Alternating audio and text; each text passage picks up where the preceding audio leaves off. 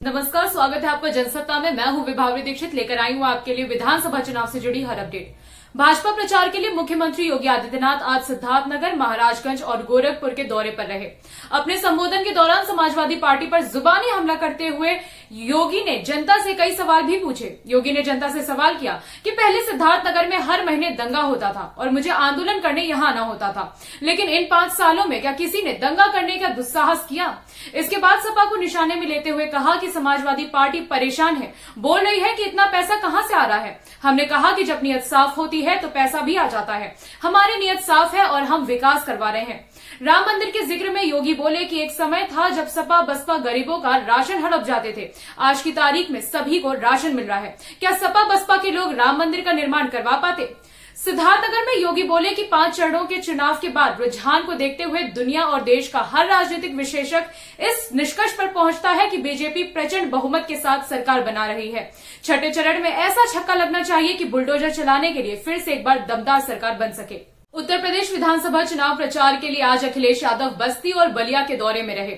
Samajwadi party के प्रमुख अखिलेश यादव ने रोजगार का वादा करते हुए कहा कि समाजवादी पार्टी की सरकार बनेगी तो उत्तर प्रदेश में पुलिस और फौज में नौजवानों के लिए भर्ती निकालने का काम करेंगे। 11 लाख सरकारी पद भी खाली पड़े हैं, जिसे समाजवादी पार्टी भरकर नौजवानों को नौकरी देने का काम करेगी। इसके अलावा भाजपा पर वार करते हुए अखिलेश यादव बोले कि भाजपा कहती थी कि किसान की आय दोगुनी हो जाएगी। क्या किसी की आय दोगुनी हुई? जब किसानों को खाद चाहिए था तो ये सरकार खाद नहीं दे पाई। खाद मिली तो खाद की बोरी ही चोरी हो गई। अभी तो 5 किलो की खाद चोरी हुई है। इनको मौका मिल गया तो ये 10 किलो की खाद भी चोरी कर लेंगे। प्रधानमंत्री नरेंद्र मोदी भाजपा प्रचार के लिए वर्चुअल माध्यम से मणिपुर रैली में उपस्थित रहे।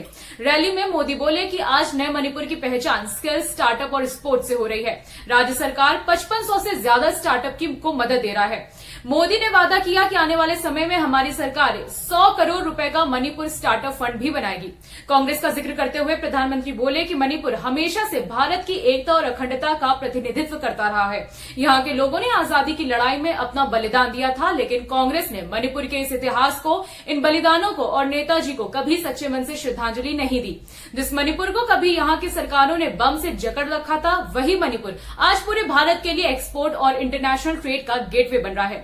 भाजपा द्वारा अभियान के विषय में मोदी बोले कि भाजपा सरकार गेट टू हिल्स और गो टू विलेज जैसे जोड़ने वाले अभियान चला रही है, जिससे इनके षड्यंत्र टूट रहे हैं। जैसे जैसे कांग्रेस ने बांटो और राज करो की नीति को ध्वस्त किया था, वैसे वैसे कांग्रेस भी ध्वस्त हो रही है।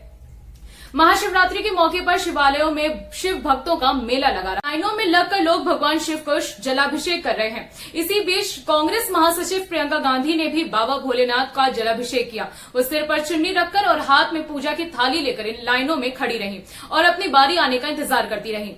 बारी आने पर उन्होंने लखनऊ स्थित सिहारी शिव मंदिर में भगवान की पूजा अर्चना की। प्रियंका गांधी लाइन में लगकर मंदिर में शिवलिंग तक पहुंची और जहां उनके साथ लाइन में आने भक्त भी मौजूद रहे। प्रियंका गांधी बीच बीच में लाइन में ही लगे लोगों से बातचीत करती नजर आईं।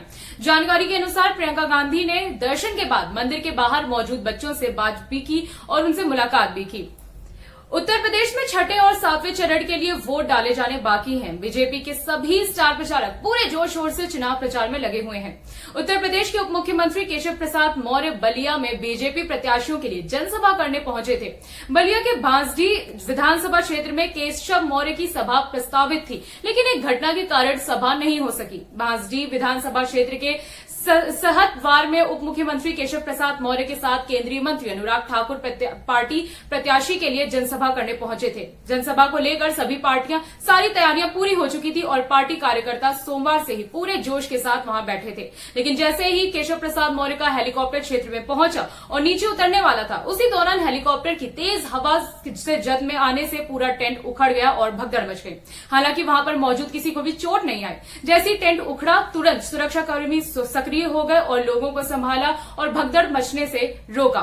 घटना के बाद केशव प्रसाद मौर्य की प्रस्तावित सभा नहीं हो सकी और उसके बाद केशव मौर्य बलिया के ही बैरिया विधानसभा क्षेत्र में अपनी प्रस्तावित चुनावी जनसभा को संबोधित करने के लिए पहुंच गए। अभी के लिए बस इतना ही। बाकी विधानसभा चुनाव से जुड़ी हर अपडेट के लिए बने रहिए जनसत्ता के साथ। धन्यवाद।